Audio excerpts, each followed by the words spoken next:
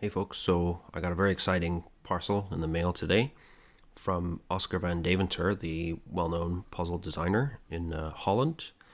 And here you can see the result. We've got two twisty puzzles based on the Astrolabacus. And there was a nice little free gift inside as well. A little 3D printed maze with a ball you can roll around, which has a very nice, attractive pattern, I think. It looks great. That's the other side of it. So thanks, Oscar, for that. That was a nice surprise. And now to the puzzles. So there is a puzzle that came out quite a while ago. I should have looked up when, but I'm too lazy for that. Called the Astrolabacus, and designed by somebody called John D. Harris. And this puzzle was very unique in its style and its way of movement. So it functions like a twisty puzzle. As you can see here, I can twist the segments on this one. And when you twist an Astrolabacus type puzzle, it changes the connectivity between these channels of beads.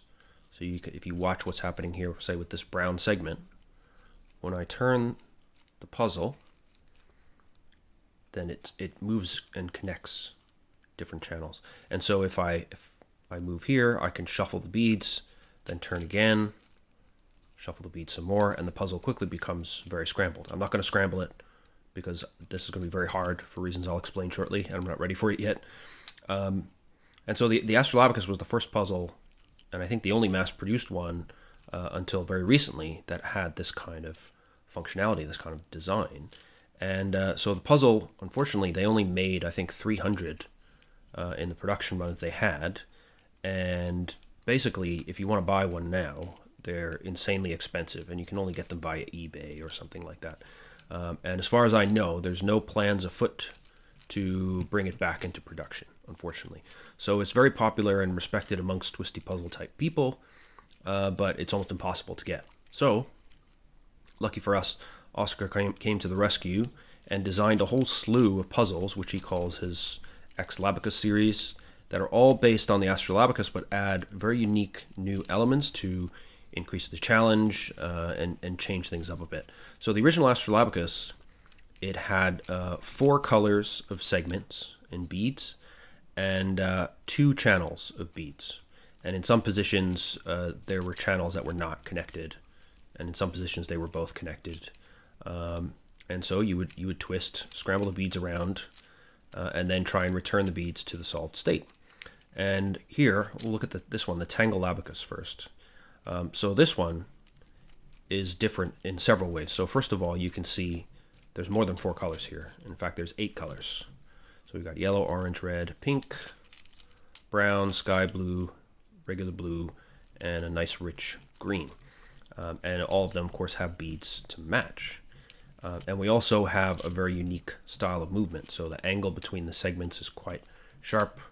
And so when you rotate it, you can kind of twist it in this sort of sinuous movement. And it's quite striking, the feel of it when you're moving it around. It's unlike any other puzzle I have, for sure. And so by doing these kind of strange, organic feeling motions, you can scramble up the way the bead channels are connected, and in turn scramble up the beads, and then try and solve it.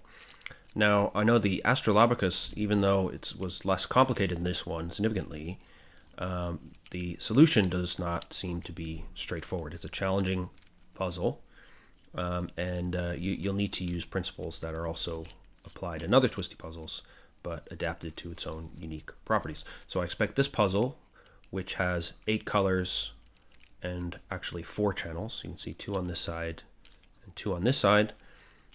So it should be substantially more difficult. As far as I'm aware, nobody has developed a solution for the Tanglelabacus, or in fact any of the X-Labacus puzzles, except for the Bananalabacus, which I also solved in a video recently.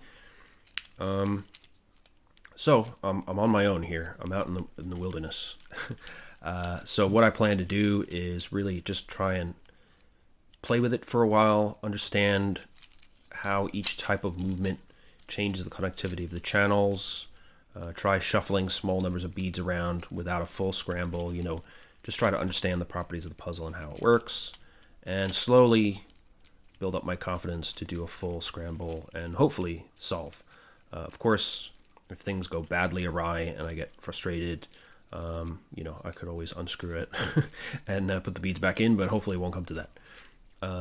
So this Tanglelabacus also bears a relationship to a kind of twisty tangle toy, it's called. And I think Oskar looked at that construction and said, you know what, if I put some bead channels in there, Astrolabacus style, then I should be able to actually scramble those beads up and make a puzzle out of it. And here we are. And really, it's soothing just to watch it go and to go through this motion here. Very, very interesting, and certainly nothing like a Rubik's Cube, that's for sure. And the quality of the puzzle is fantastic. You can see that the colors are really vibrant. So, of course, the segments are all 3D printed using SLS printing, and the beads are made from a plastic called Delrin, I think. And Oskar dyed all the plastic and the Delrin beads himself. The Delrin beads are very precisely machined, so they all have a consistent 10mm size. And as you can see, so the beads are quite tightly packed, so you need a good alignment to shuffle the beads around. But actually, because this puzzle really wants to move, I think that's quite a good thing. I don't want the beads to go flying off without my say-so. So you need to kind of get a bit of a grip on it, and you can move it bit by bit like that. And actually, I find this movement a lot more straightforward to use and to solve with than the mass-produced Bananicus. So this is another Astrolabacus variant produced by Oskar, and it was picked up for mass production by a company called Brainwright. It's quite an easy one, but still an enjoyable little puzzle to solve. However, the movement is nowhere near as good as this 3D printed Tanglelabacus, and the beads are not tightly packed enough, so they're constantly moving on you when you're trying to set up a move and twist the segments, and they get in the way. And I found that actually a little bit difficult to deal with at times. So I got used to it, and I could still solve the puzzle just fine. But I think with a bit more kind of product testing and messing around with the bead sizes or something, they could have solved that. But I mean, it's $8, so can't complain too much. Still worth getting, by the way. And there's some interesting ways you can modify it to make to add increased challenge to it as well. But this guy here, of course, is significantly more expensive, but the quality of movement is in a different galaxy. I mean, it's really, really pleasant to turn. And as you can see, the beads are tighter, which is actually more practical. So I really couldn't be happier with this, and it just looks great as well. So that's the Tanglelabacus. And here we have the other puzzle came today, which is the Stretchlabacus. So the name for this one comes from the fact that some of the segments have been lengthened. I'm gonna have to move this so the camera can sort itself out. There we go.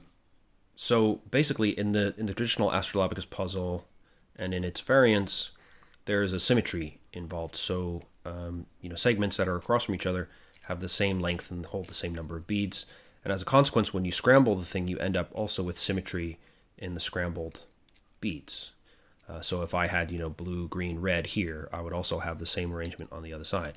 So Oskar realized that if he stretched some of the segments out to break that symmetry and change the length of the segments, then that symmetry would no longer occur and the puzzle would be substantially harder.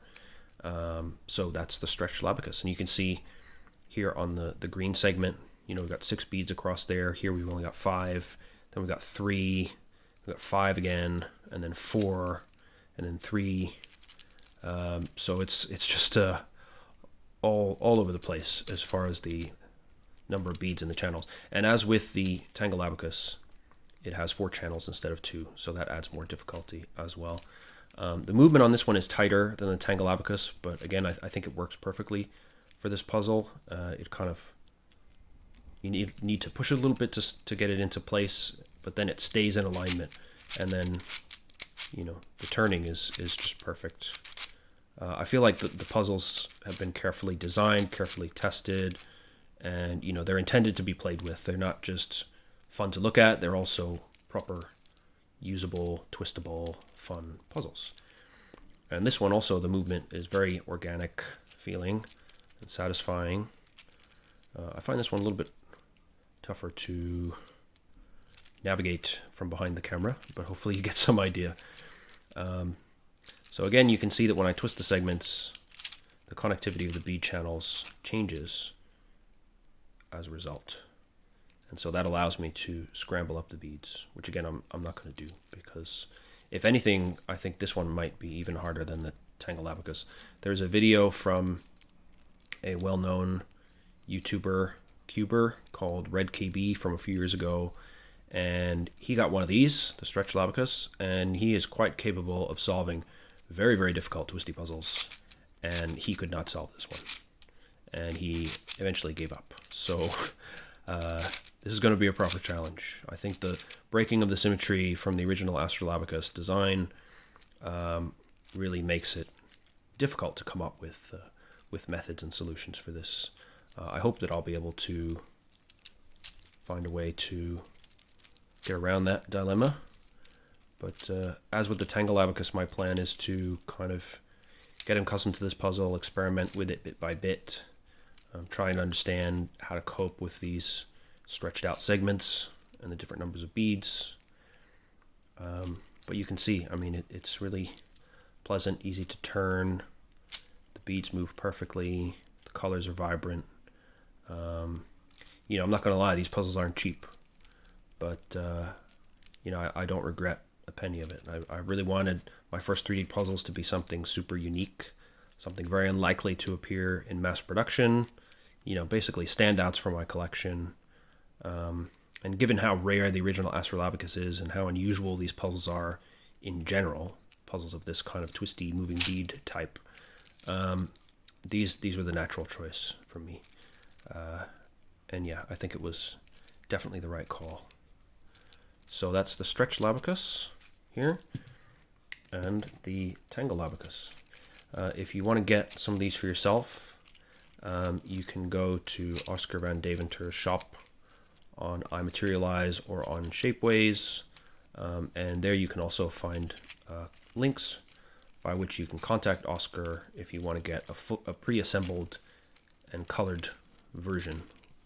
So that's what I did. I contacted Oskar, and he sent me these already assembled, beautifully dyed, ready to go puzzles. If you buy it from the 3D printing websites, you'll need to dye the plastic and the bowls and assemble everything yourself. So it's a nice DIY project if you're into that, but I just knew that, first of all, I'm not going to dye plastic in my rented apartment because I'd probably turn the whole flat pink or something. It's too dangerous. Secondly, I don't want to do that. It was clear from Oskar's videos that he does an amazing job with this stuff. So I trust the man to do it much better than I ever could. And I feel justified because really this looks great. It feels like a polished product. Hopefully someday these kind of variants of the Astrolabacus will excite people and entice more companies to try them for mass production. But in the meantime, these are definitely the new centerpieces of my collection, and over time I'm going to work my way towards doing a full solve of both of them. And you know, if they end up staying scrambled for a long time on my shelf as I gradually figure them out, that's just fine. I'm expecting these to be a proper challenge, and there are no solutions out there now, like I've said. So anyway, I'll stop rambling, but really excited to get these. And if you ever wondered what the limits of twisty puzzle design look like and how crazy it can get, well, this is a pretty good example, I think. So I'll put links up to Oskar's store if you want to check these out for yourself. In the meantime, stay safe. See ya.